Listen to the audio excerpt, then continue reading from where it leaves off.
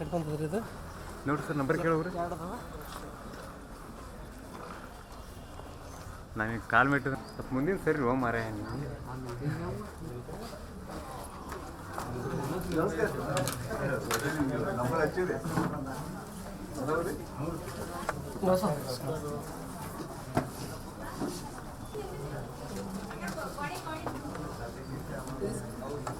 ಬರ್ರಿ ಸರ್ ಒಳಗೆ booth number ಎಷ್ಟು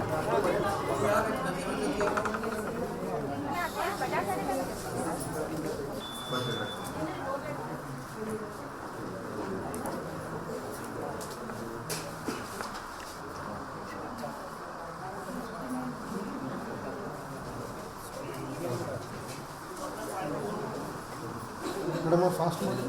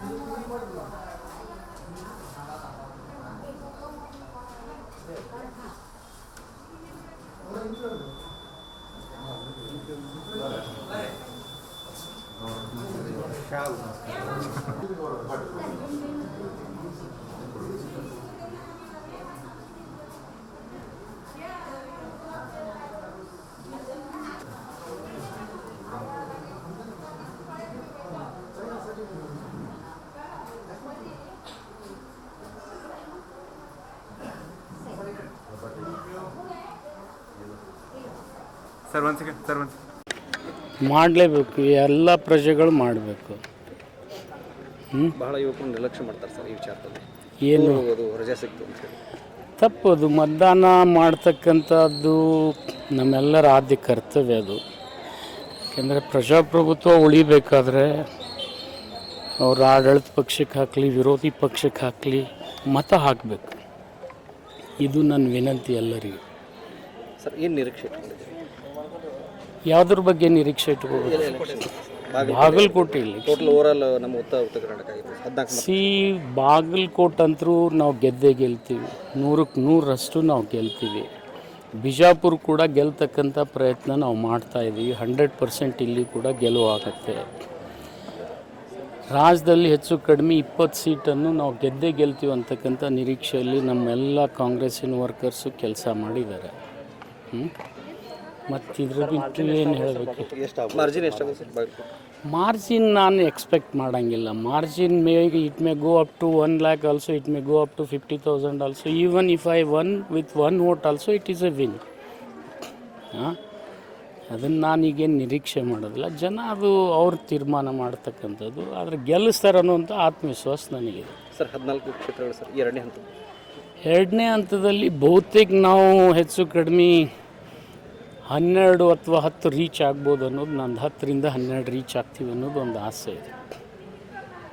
ಟಫ್ ಆದರೆ 1-2 ಕ್ಷೇತ್ರದಲ್ಲಿ ಟಫ್ ಆಗ್ಬೋದು, ಬಟ್ ಅವು ಆ್ಯಂಟಿಸಿಪೇಟ್ ಮಾಡೋಕ್ಕಾಗೋದಿಲ್ಲ ಯಾವುದು ಏನು ಅನ್ನೋದು. ಬಟ್ ಇವತ್ತು ಟರ್ನ್ಔಟು ನಮ್ಮ ಗ್ಯಾರಂಟಿ, ನಮ್ಮ ಸರ್ಕಾರದ ಪರ್ಫಾರ್ಮೆನ್ಸು ಎಲ್ಲ ಸರಿ ಇತ್ತಂದರೆ ಅವು ಕೂಡ ನಾವು ಗೆಲ್ತೀವಿ.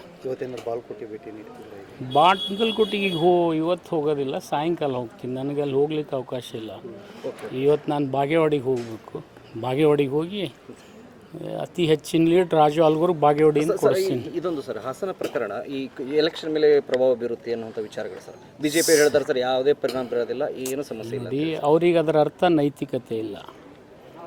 ಹಾಗಾದರೆ ಹುಬ್ಳಿಯಲ್ಲಿ ಯಾಕೆ ಇವರು ಪ್ರತಿಭಟನೆ ಮಾಡಿದರು? ಇವ್ರ ನೈತಿಕತೆ ಇತ್ತು ಅಂದರೆ ಹುಬ್ಳಿಯಲ್ಲಿ ಅದು ಸಾಂಕೇತಿಕವಾಗಿ ನೀವು ಓಟಿಗೋಸ್ಕರ ಮಾಡಿದ್ರಿ ಅಂತ ಹೇಳ್ಬೇಕಲ್ವ. ಅದ್ರ ಪರಿಣಾಮ ಬೀರೋದಿಲ್ಲ ಅಂಥೇಳಿ ಒಮ್ಮಿಂದೊಮ್ಮೆ ಐಸೋಲೇಟ್ ಆಗೋದಿದ್ರೆ ಮತ್ತು ಹುಬ್ಳಿಯಲ್ಲಿ ಏನು ಮಾಡಬೇಕು? ಕಾನೂನು ತನ್ನ ಕ್ರಮ ಕೈಗೊಳ್ತಾಯಿತ್ತು. ಯಾರೇ ಅಪರಾಧಿ ಇದ್ದರೂ ದಂಡ ಕೊಡಿಸ್ತಕ್ಕಂಥ ಕೆಲಸ ಅದು ಕಾನೂನು ಮಾಡೇ ಮಾಡ್ತದೆ. ಅದೇನು BJP ಅವನು ಇರ್ಬೋದು, ದಳದವನು ಇರ್ಬೋದು, ಅಥವಾ ಕಾಂಗ್ರೆಸ್ದವನು ಇರ್ಬೋದು. ಅದರ ಅರ್ಥ ತಾವು ಮೈಲೇಜ್ ತಗೊಳ್ತಕ್ಕಂಥ ಸಂದರ್ಭದಲ್ಲಿ ನೈತಿಕತೆ ಬರ್ತದೆ. ಎಲ್ಲಿ ತಮ್ಮ ಮರ್ಯಾದೆ ಹೋಗ್ತದೆ ಅಲ್ಲಿ ನೈತಿಕತೆ ಬಂದು ನಮಗೆ ಅದರ ಪರಿಣಾಮ ಬೀರಲ್ಲ ಅಂತಂದರೆ ಅದು ಅವ್ರ ಮೂರ್ಖತನ ಅದು. ಯಾವ ಮಟ್ಟಿಗೆ ಪರಿಣಾಮ ಇರುತ್ತೆ ಸರ್ ಈ ನ್ಯಾಷನಲ್ ಲೆವೆಲ್? ನೋಡಿ, ನ್ಯಾಷನಲ್ ಲೆವೆಲ್ ಎಲ್ಲ ಅದು ಇಂಟರ್ನ್ಯಾಷನಲ್ ನ್ಯೂಸ್ ಆಗಿದೆ. ಹಿಂದೊಬ್ಬನೇ ಅವನು ಗಾಲ್ಫ್ ಆಡ್ತಿದ್ದ, ಅವನ ರೆಕಾರ್ಡ್ ಇವನೇ ಮುರಿದಿದ್ದಾನೆ.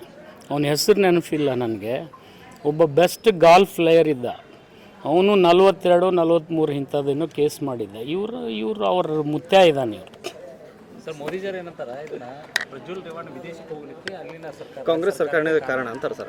ಹಿಡಿಬೋದಾಗಿತ್ತು ಅಡ್ವಾನ್ಸಾಗಿ ಒಂದು ಸೋಮು ಅಲ್ಲಪ್ಪ, ಕಾಂಗ್ರೆಸ್ ಸರ್ಕಾರಕ್ಕೆ ಗೊತ್ತಿತ್ತಂದ್ರೆ ಮೊದಲೇ ಹಿಡ್ಕೊಂಡು ಕೊಡ್ತಿತ್ತು. ಕಾಂಗ್ರೆಸ್ ಸರ್ಕಾರ ಕೈಯಲ್ಲಿ ವಿಮಾನ ನಿಲ್ದಾಣ ಇರೋದಿಲ್ಲ. ಕಾಂಗ್ರೆಸ್ ಸರ್ಕಾರದ ಕೈಯಲ್ಲಿ ವಿಮಾನ ನಿಲ್ದಾಣ ಇದ್ದರೆ ಅವತ್ತೇ ಹಿಡಿದು ಬಿಡ್ತಿದ್ರು. ಅವ್ರು ಹೇಳ್ತಾರೆ ಸರ್ ಎಲೆಕ್ಷನ್ ಸಲುವಾಗಿ ವೇಟ್ ಮಾಡಿದರು. ಇಲೆಕ್ಷನ್ ಸಲುವಾಗಿ ವೇಟ್ ಮಾಡಲಿ ಅಥವಾ ಇಲೆಕ್ಷನ್ ನಂತರ ಮಾಡಲಿ, ನಿಮಗೆ ನೈತಿಕತೆ ಇದ್ರೆ ಅವ್ನು 24 ಗಂಟೆಯಲ್ಲಿ ತರ್ಬೋದಲ್ಲ. ನೀವು ಪಾಕಿಸ್ತಾನಕ್ಕೆ ಗುಸ್ಕೋ ಮಾರ್ತೆ ಅಂತ ಹೇಳ್ತಾರೆ, ಮತ್ತು ಇವನು ಒಬ್ಬನ ಆರ್ಡಿನರಿ ಮನುಷ್ಯನ ಇದ್ದು ಅದು ಹಿಂದೂಸ್ತಾನದವನು ಹಿಡಿಲಕ್ಕಾಗೋದಿಲ್ಲ. ಸರ್ ಈ ವಿಡಿಯೋ ಬಿಡುಗಡೆ ಹಿಂದ್ಗಡೆ ಡಿ ಕೆ ಶಿ ದೇವರಾಜ್ ನೋಡಿ, ಅದು ತನಿಖೆಯಲ್ಲಿ ಹೊರಗೆ ಬರುತ್ತೆ.